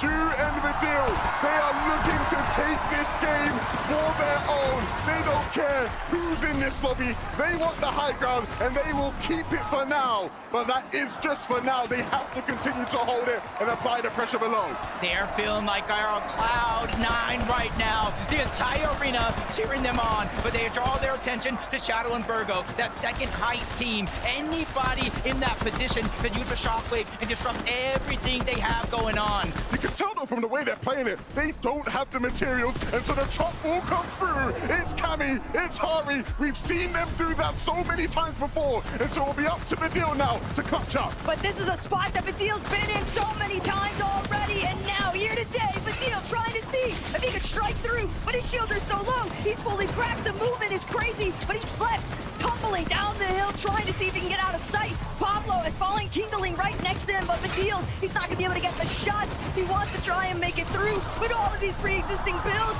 just forcing him to make the effort. Still, Badil moving forward. Why doesn't see it? And Badil brings it down. How does he keep finding a way? He keeps on doing it. Badil, this is ridiculous. What a game from him. Scroll will finally put an end to it, but Cammy and Hari, after chopping height, will look to finally make a play for it for themselves. Shadow and Virgo hold on, but not for long. They get wiped clean, and Scroll down below has a tough Polish duo up, trying to take this game. In fact, they're the only duo actually up in this game. Scroll, solo, Pixie, solo. Scroll's being the focus right now from up above, trying to expand, but he's running out of material, and he's running out of material fast. Hari, Cammy, they realize he's building out a Wook. That's a sign of weakness, and they want to take over. They can't let this opportunity slip from their fingers from one team to the next. Pixie gains their attention. Scroll goes up! But Scroll finds nothing. He realizes Cammy's in a metal box, and then there's Pixie all alone on the ground. Scroll with the siphon just in the nick of time. But Scroll, he's still got to keep going forward. Hari never gets a chance to see it coming, but it doesn't matter because Cammy had his back. They are one of the most dangerous teams coming into this event. Contested, uncontested, that is not a problem from them. When it comes to big moments, when it comes to big events, Cammy is one shows up when it matters most. Cammy, Hari, stand up. My Düsseldorf, mic's been please. muted Give the it up for whole Cammy and Hari. What an intense final moment, but you were in it together. How were the communications that you tried to take solo Scroll down? I mean, it was the perfect game. We just chopped height like 3 times, killed like 4 people because of that. And it was an easy game. That's what everyone is saying so far, but everyone online has been looking at the lobby list and saying this might be the most stacked FNCS LAN ever. Do you agree, Hari? Yeah, it's so stacked. So when you look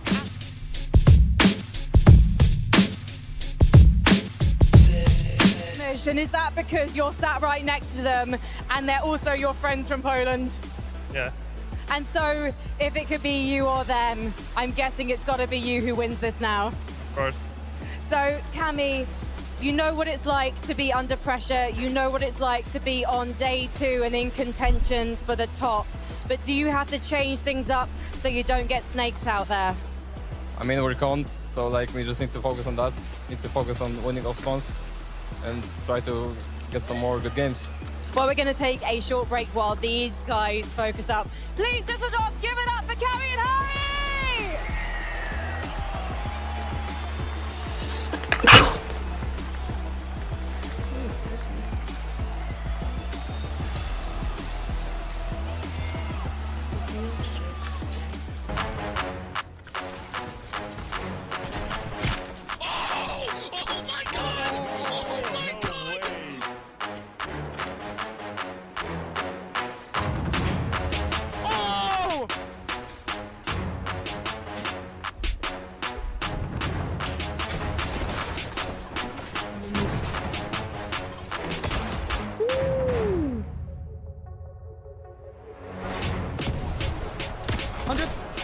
I'll go here with that one. I'm popping in medbit.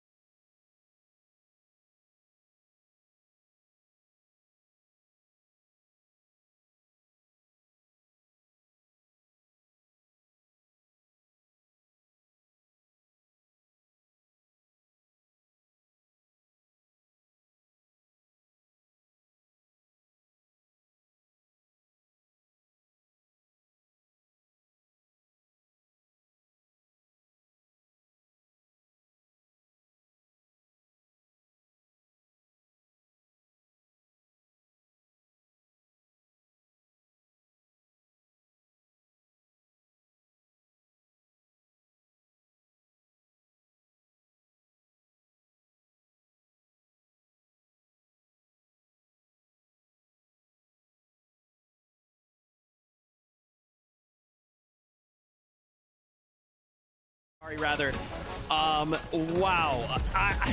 This team continues to do it.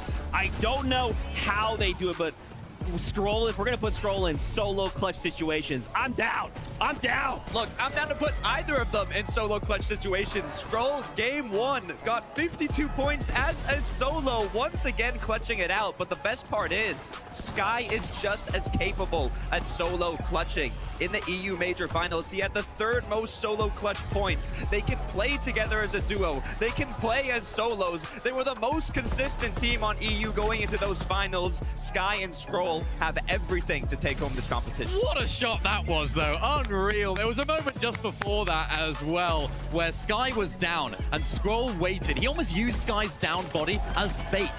For the player that was coming up to take them out. And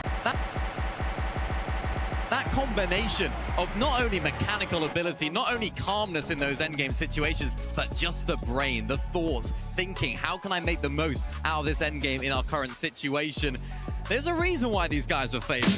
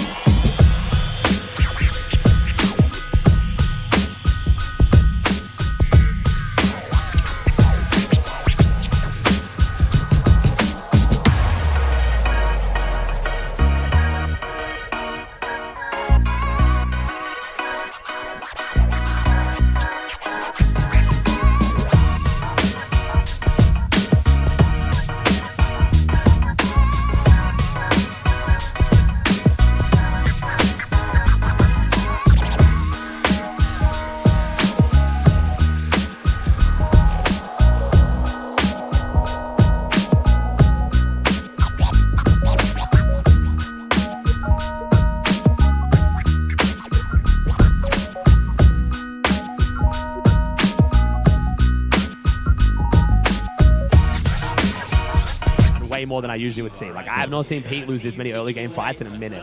No, exactly. Like in the upper bracket day one, in finals of this, they died a no-sif game one. Like bro, they're getting pushed around. But Yeah, I mean, you see it. Literally, Peterbot, one of the best players in the world, if not the best, is in what place is he? 28th. You know? He's 28. Like yeah, it's only I think he's in 28th, right?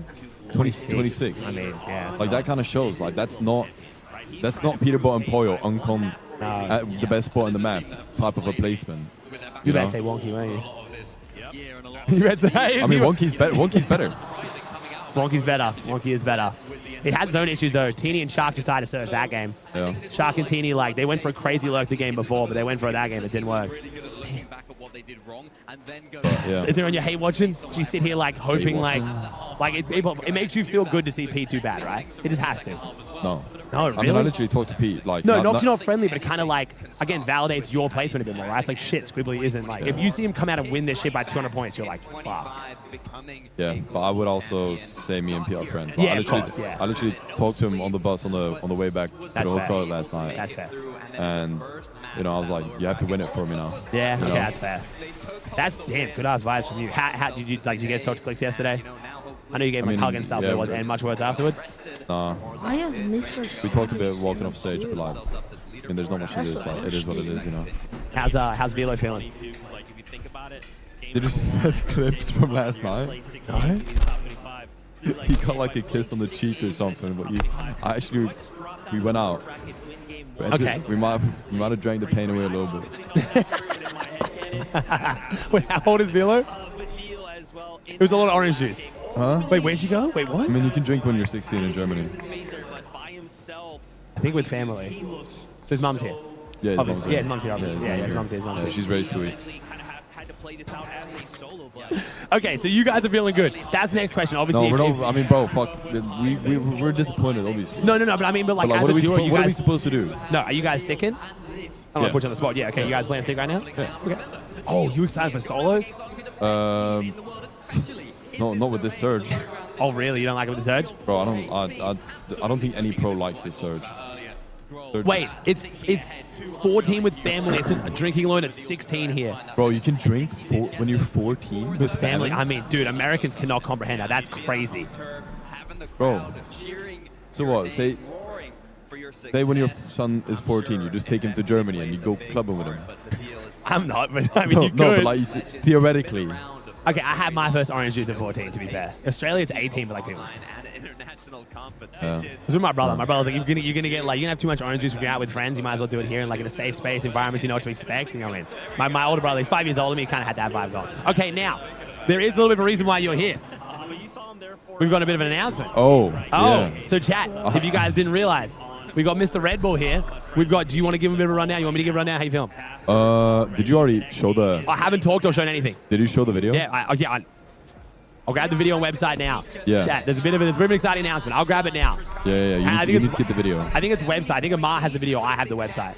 Okay. Did you show him? I think we're just showing. Yeah, because I saw the video with Amar. But do So they, you guys have do already they know announced anything? I don't think they know anything. I don't You think my chat haven't, knows anything. talked about it at all? I haven't talked about it whatsoever. Oh and they've just my. seen you come on here. Yeah. Okay. Here you go, chat.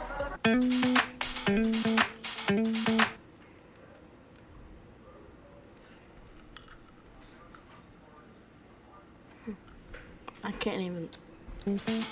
No, it's music. 15th of August, chat. It's a reload tournament, and the reason why it's called reshuffle is because shuffle through the different players as a people in Vienna, chat. Yep. In Vienna. And you were looking handsome. Sorry, keep going. The jawline. The 15th of August, chat. It's a reload tournament, and the reason why it's called reshuffle is because you shuffle through the different players as a teammate. Every single game, everyone has a different teammate. That's ridiculous. So there's 40 people invited, chat. New teams every round. The combinations. There's also voting from fans on like who gets MVP. It's gonna be sick. I'm gonna be watching it. I'm gonna be helping host it. Already Mongols locked in. Savage, Vidil, Vico, heaps of other people as well. It's coming up very soon. If you guys want to buy tickets as well, there's an early bird discount right now where you can get tickets for. Is that 15? Is that euros? That's euro thirds. You've only. Do you vibe now me for the game? Get to watch? Does it make you get a bit FOMO? You get a bit sad? No, it's fun. Nice. No, that makes me sad. That makes you a bit sad. That's my trio. That's OCE, bro. He just died to the team that came dead last in the last 2 lands. I want to be that guy. But. This is their first Okay. point. That's their first points to the whole tournament. I know. Okay, but hear me out. Hear me out. I am hate watching Chab and Flixie. I want them to do terrible. Hear me out. I want them to split. They're too fucking good for the placements they've been getting. I want them to split. They got to call it. They're too good. It's pissing me off. Well, you think they're like not a good match? No, I mean, dude, you think Chab and Flixie should be getting 20th, 30th, fucking not even making finals? Like, no, they're too good for that. You're I right. need them to split. I think they both. Oh yeah, just sorry, need... split. Sorry, chat. I'll do audio. Sorry, chat. Oh, that one. There you go. Sorry. And we can go Because we can hear the stadium, so I thought the volume was fine. Sorry, chat. Oh, yeah. Yeah, no, I think they need to do better, chat. They got to do better.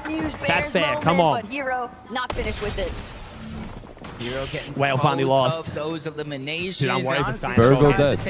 Yeah, Shadow Virgo got landed on, and they're currently top 5. 4th place, and they go down. Oh, NA, goodbye. That is actually bad. 1 sec. Oh, I'm getting taken so much. I might be finding out. 1 sec. Situation here.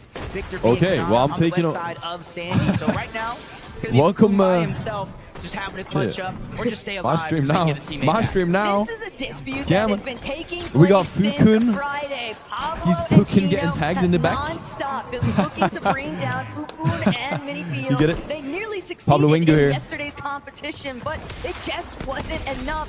This time, though, they settled everything Fukun once is and for fucking all. back in the So lobby. game 4, Yeah. Well, I mean, Mini Pio, I hit like the reverse curse, and I was like, bro, this kid's like 3 points. And then since I've said that, he dropped a 9 kill second and just gone crazy. I think they can find Oh my god, success with. Kazi. And so if there's anybody that can Focus Thomas, man. I had high hopes for this team, but it's like, they're just running at people, Mythic dude. pump though. Yeah, Focus. Is that's not guaranteed, right? No, 33% chance. Damn. Dude, is it not crazy that Focus gets over Thomas? International tournaments, 92 I've actually seen clips of you talking about that Yeah, before. it's insane. Focus, like, you think Thomas not only, again, phenomenal, but known for having the best aim in Fortnite, and he gives it to Focus. Yeah, well, I mean, you just Focus is killed crazy. someone, so or eliminated. Aussie, tell us. I can't tell you, chat. I can't tell you. It's cool. Just wait. Waiting for his teammates But yeah, to what come was he back, saying? using their numbers to their advantage, and just How many? firing off on all cylinders. Damo by himself, but not for long, as he gets sent back to the lobby with Kazi. It's just obvious that Oshi duo was Poyo running down on again. fumes No way here. you're gonna strip Unfortunately butt for naked. them, Thomas and Focus do take full advantage of them Yo, being Pete and pushed Poyo, forward. bro, if Poyo and Pete keep doing so shit, I mean, bro, we might need factory Look. butt ass naked across stage, bro. This is getting crazy. We need to distract Telling the you, crowd. Scorpio Show's Uncon is overrated, bro. Look at what I'm watching. Even Pete and Poyo can't do it, bro. I don't know, bro. This is looking Pete and bad. Poyo can't do it. How am I supposed to do it, chat? Defend for himself and keep this duo. Dude, I don't fighting in this know, tournament. man. Yeah, and that's something when you kind of look at the stats. 66 of points Peter in Bot 3 and Poyo games. on This is game day 4 one, now, and you know, Poyo's kind of down. leading in damage This is right there with crazy. eliminations, but where they placed Mumsy's on the dog walking him? leaderboard is not where you would I think have, a team like Peter okay, Bot I don't mean and this guy. Poyo would Peter place. Bot and So Poyo it's have not literally necessarily died in the every actual single first fights fight and they've taken in the last like mechanics, it's the 6 overall fights I've game watched. I'm not even kidding. I Between don't uppers know. and then now today, I think there's at least 5 times I've seen them die first. Right, Chad? Am I crazy? I'm not being a dick here. Every single fight, they die first.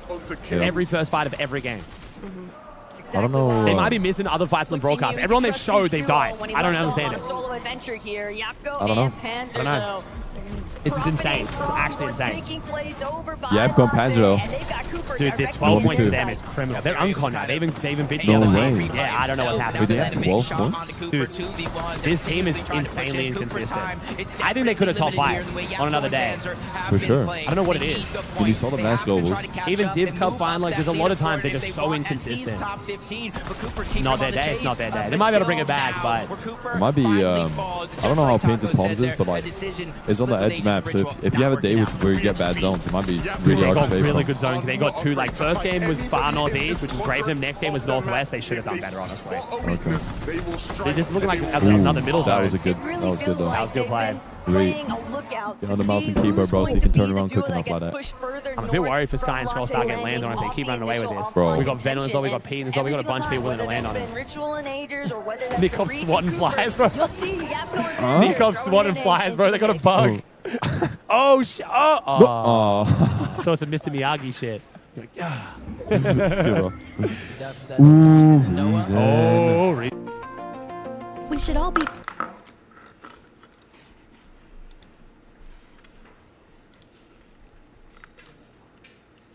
Focus or anything because you now, TG. I feel bad, dude. I gotta, like, you know. Moments where they like to get aggressive, try to find eliminations. And then moments where they play passive, just like this, lurking. We know these teleporters, a lot of teams like to traverse through, avoid all the chaos that goes above and on the island, but sometimes it ends up being one of those plays where you run into nobody throughout the course of hiding down there.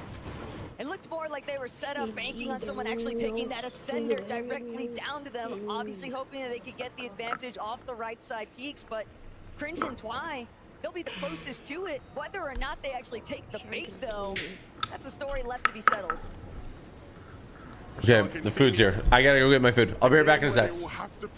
Tell me who do you think is gonna win this? I think it might be the team in first, honestly. I know that's like...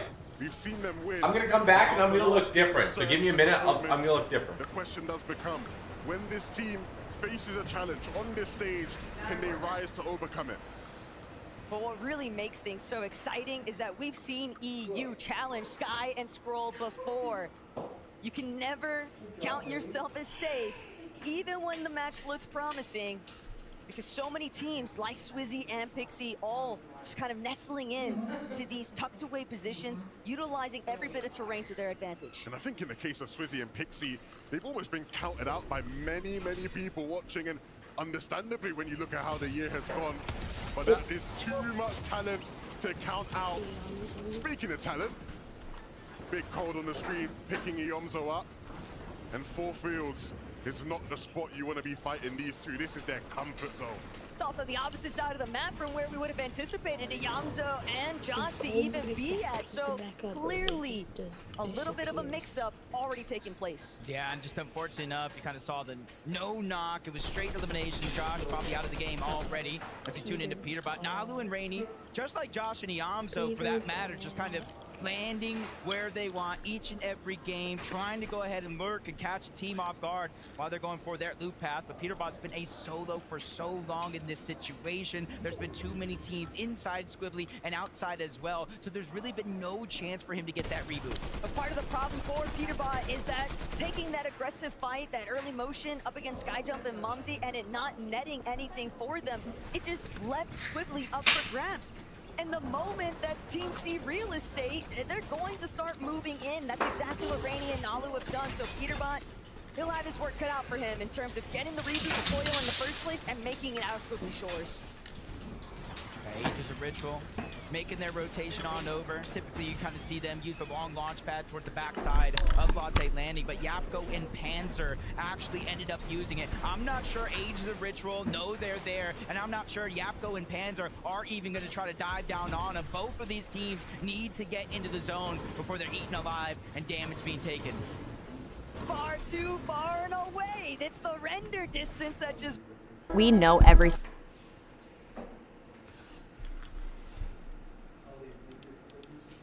Vera won't stop calling me a fatty.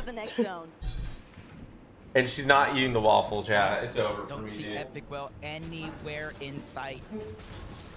And this is a situation that might make you a little nervous if you're Epic Well and Pump. You've been performing decently well throughout the course of the day. Almost in contention of one of those global championship spots. Then you run into Vico and Malabuka, and in the distance, there's a shark in the water. Him and Teeny lurking like we know they can. They go ahead and let at least one of those. Wait, did I miss my skin? So I'm wondering, What did I do they miss? know Pump is here, or are they just trying to What happened? that duo of Vico, Malabuka? They're returning back. They want to fight. They know this is a chance. Who's wearing it? Shark and Teeny. This is a 2v2 we all want to see. Who's wearing it? It's one that will be interfered with. Pump takes Malabuka down, and that just helps Sharkantini, and it gives him a bit more breathing room to stay in this game as well. Not only that, but Pump absolutely stacked right now. The problem is he is just a solo. And for Sharkantini, there's always a bigger fish, and they're willing to make sure that they take out Pump entirely. The ultimate refresh, it's not even one that is a necessity, but they'll steal it anyway. All of that loot that once belonged to Malabuka now straight in Sharkantini's inventory. 2 is better than 1, especially when it's Sharkantini. Yeah, but these fights right now just continuing Go on all the carpet. around the map. Cold Go on the and carpet. rapid, looking to get aggressive. Probably just going ahead and being okay with just getting damage. Shield gone from Boko, shield gone from Cringe. Some shots did connect, but instead of getting greedy for Cold and Rapid, the game plan for them is simple. They don't need big game eliminations. They're just trying to get Surge. Cringe was wearing your heist version W. and then move into the zone. They don't want to get caught in all the chaos. They don't want to get caught below the damage threshold and control over their game taken away. They might not have a choice though. Based off where we last saw Chino and Pablo, they might be able to get some decent tags into Cold and Rapid along the way. But Darm and Deemish, Carb loading for a run. a very promising start of the day. Cut I'm gonna run a few miles short there. because of losing some of that momentum off of early eliminations in game 2. Shark, Teeny trying to do what they can to shut down some of their EU comrades, but Deemish and Darm never count these guys out. They'll take their time farming it up before they get involved. We're already seeing a couple mythics in play as well. Thomas, the Iron Pump, you saw the Chaos Reloader there. There's Ju and Vidil from their drop spot. Kind of see them instantly edging towards the zone. 418 above. Even without elimination here, you can see they're being consistent when it comes to that damage. And everybody on I should have worn this hat to Dix, you're right. But surely making their way in, and they have to be quick because right now, Okay, I need to show you guys the sandwich. Is going to move into a 2 after this, and then Okay, a is this 5. a little So crazy? positioning has to be perfect.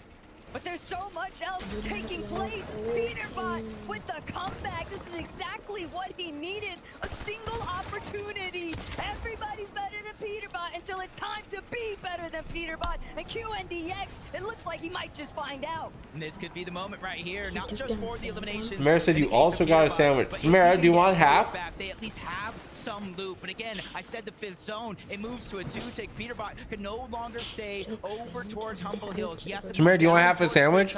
Closer and closer towards the zone. But this could be his goal. Samara, do you want the full sandwich? Just like that one there. QNDX gets caught off guard. Peterbot pounces and gets the elimination. But it wasn't easy. It does turn into a 2v1, and Phantom takes the sacrifice. This is the Peterbot we want to see. Sniffing out Icon cosplay, where's the masked bodyguard one? I need to get that made. Really do. Can he get Poyo back in the game? If not, can he give us Didn't bro already eat? No, this is the only time I'm eating. Humble Hills right It's now, like an egg sandwich with more bacon. Traffic running through. Ari down below. Don't see Cammy anywhere. Nalu and Rainy, they have no choice but to play aggressive here. 147 below the damage threshold, but that first shot is going to slow him down. Okay, I thought Samara was still asleep. I really did. But Nalu hits a haymaker on one side, but another one breaks into the box. Now they're scrambling. Back to the lobby they go. Darman Demas, a strength in numbers is real. You hit hard, we hit hard, and Darman Demas cannot be toppled right now. The best part of it all, I don't even know if they realized that Ari was still there, but Chap, Blixie, this is what they needed. They find Poyo off of the reboot, and Peterbot might just go with it. Fortunately, Blixie's down yet again, but Chap has closed it just enough to revive his duo. Now they get an opportunity here. They Maritime, it's 10 a.m. by the zone, but look at the extra heals they were able to get. A mending machine not too far by. That was a huge success for Chapin. I went to bed at like 3, and then like I woke up at 7 a.m. Like I feel like I got flashbang, you know? So like I'm not in the right mindset. Doesn't matter though, everything that just took place for Darm and Deemish has steadily fizzled away in moments. It seems so promising. You get the refresh, you get the abilities, but they're just so below on Surge. Just took too much damage in the exchange overall from Rainy and Nalu, and it's apparently left its mark. Okay, I don't know if I could eat the waffles too. Rotation to make I don't know if I can eat the waffles too. It's not going to be any easier for some of the teams in the zone. But for Darm now, as he makes his journey in, still plenty to do. Curve won't be able to. I'm not gonna lie, I was pouring maple syrup on them when I said that. I'm not gonna lie. And he does have a pathway to rotate. I was legitimately pouring maple syrup on them when I said that. I mean, it's rare to see Curve all alone in situations like that. Oh, that's what happened. Panda happened. You know, you probably wish we look away right there. I really do. Shockwave into the front of the zone, truly costs them everything, but sometimes you have no other option. But it doesn't matter how much damage, how many eliminations Darm has been able to get so far. He's still 246 below the damage threshold. Who was really going to be Polish's last standing figure, and it's Darm in the end of it. Hari said to Frankie, hey, it's going to be us that come out on top. Darm making him eat his words. Darm and Deemish, their game continues. And it's all in the hands of Darm. You hear the crowd getting wild already in the feed. Vidil taking down Cold, Pablo, Chino just trying to move their way forward. Dropping a couple of the extra loot that they do have that they don't need to take with them. You can see their material Kind of running low here. With 2 eliminations, 440 above the damage threshold. The main thing that is...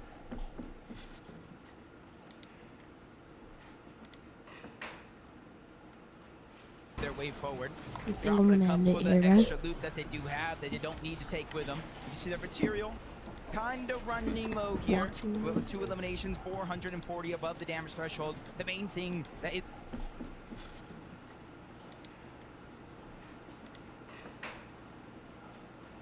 their way forward. Dropping a couple of the extra loot that they do have that they don't need to take with them. You see their material? Kind of running low here. With 2 eliminations, 440 above the damage threshold. The main thing that is...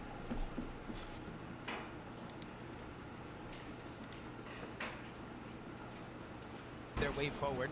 Dropping a couple of the extra loot that they do have that they don't need to take with them. You see their material? Kind of running low here. With 2 eliminations, 440 above the damage threshold. The main thing that is... making a camera after camera. their way forward. Dropping a couple of the extra loot that they do have that they don't need to take with them. You see their material? Kind of running low here. With 2 eliminations, 440 above the damage threshold. The main thing that is... making a camera. That was so weird. One last montage for you.